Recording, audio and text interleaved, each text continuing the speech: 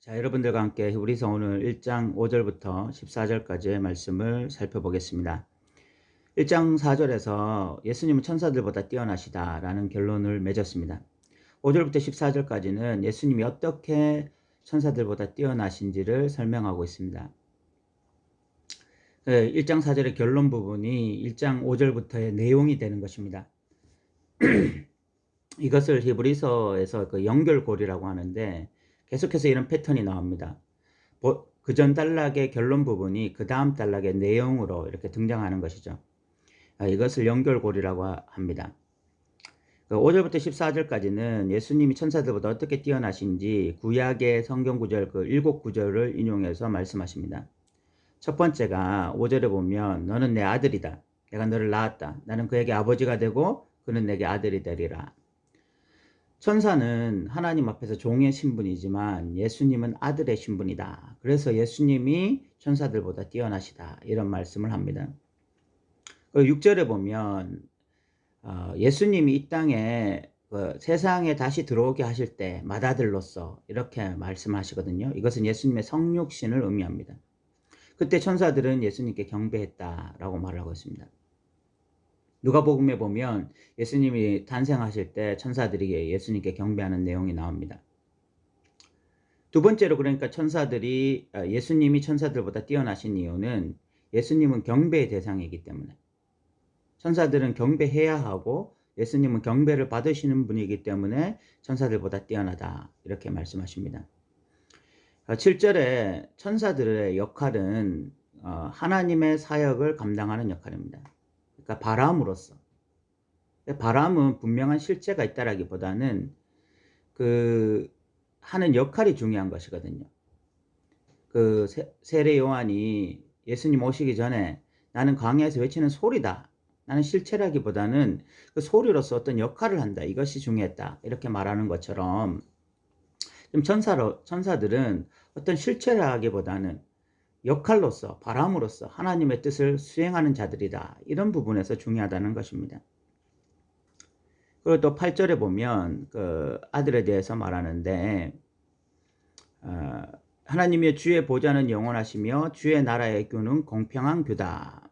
이렇게 해서 주의 나라, 그 주의 나라에서 주인공이 예수님이다 라고 말을 하고 있습니다. 예수님이 왕이시다 라는 것입니다. 그리고 또 그 9절에 보면 주께 부어 주를 동료들보다 뛰어나게 하셨다. 여기서 동료들이 누구냐? 천사들이냐? 아닌 것 같습니다.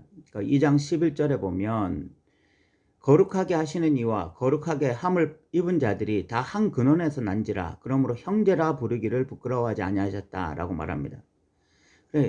예수님과 기독교인들, 크리스찬들이 형제라는 것입니다. 그래서 여기서 주님이 동료들보다 뛰어나게 하셨다라는 것은 아마 기독교인들인 것 같습니다. 크리스찬들보다 뛰어나신 예수님, 그 이유는 예수님은 불법을 행하시지 않았기 때문이죠. 어쨌든 이 8절과 9절을 통해서 예수님이 왕이시다 이런 이야기를 하는 것이고요. 또 이 10절부터 예수님은 창조주시다 이것을 강조하고 있습니다. 그래서 주여 태초에 주께서 땅에 기초를 두셨으며 하늘도 주의 손으로 지으신 바다. 그리고 또 예수님이 영원하신 분이다. 영원 불멸하신 분이다. 그것들을 또 11절부터 강조하고 있습니다.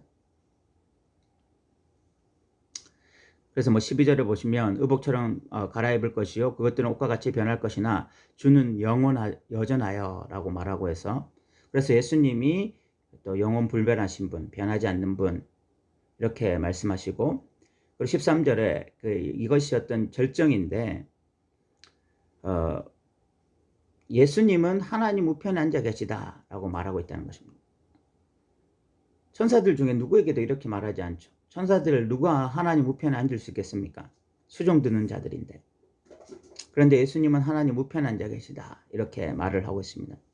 그래서 14절에 천사들은 섬기는 자지만 예수님은 상속자다 이렇게 말을 함으로써 천사들과 또 예수님을 온전히 이렇게 대조함으로 예수님이 천사들보다 어떻게 뛰어나신지를 말하고 있습니다.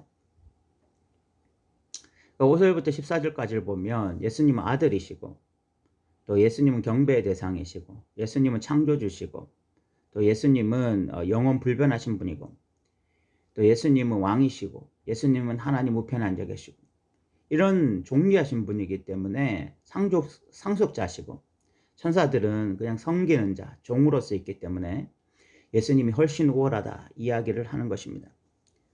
그러면 왜 예수님의 이렇게 우월성을 강조하고 있느냐? 왜 예수님이 천사들보다 뛰어나신 것을 말씀하고 있느냐라고 질문한다면 2장 1절부터 4절까지가 그 대답입니다. 그것은 다음 시간에 우리가 말씀을 나누겠지만 결국은 이렇게 예수님의 우월성을 강조함으로써 그 예수님을 믿는 우리가 어떻게 해야 하는지, 그 예수님을 믿는다고 하는 우리가 어떤 태도로 신앙생활하고 그 예수님의 말씀을 어떤 태도로 받아들여야 되는지를 말하고자 이렇게 히브리서 저자가 이런 표현을 쓰고 있는 것입니다. 실질적으로 우리가 신앙생활할 때 예수님의 탁월성을 알아야 바른 신앙생활을 할 수 있습니다. 예수님의 우월성을 알아야 바른 신앙생활을 할 수가 있습니다. 예수님이 누구신지 정확하게 알아야 우리의 신앙이 바르게 될 수 있는 것입니다. 그냥 예수님 믿습니다, 이걸로 끝나지 않습니다. 예수님을 알아야 되는 거죠. 예수님을 바르게 알아야 됩니다. 예수님을 충분히 알아야 됩니다. 예수님을 온전히 알아야 됩니다. 그래야 우리의 신앙생활이 바르게 되어질 수 있고 온전해질 수 있는 것입니다. 많은 신앙인들, 오늘날 많은 신앙인들이 참 여러 가지로 이렇게 부족한 모습들을 보이는 이유가 결국은 예수님을 모르기 때문이다. 예수님의 탁월성, 예수님의 우월성을 모르기 때문에 그런 현상이 나타난다고 봐야 할 것 같습니다. 히브리서를 통해서 예수님이 누구신지, 예수님의 탁월성이 무엇인지를 우리가 온전히 깨달아서 예수님을 알므로 우리의 신앙이 바뀌어져가는 귀한 은혜를 경험하기를 바랍니다. 들어주셔서 감사합니다.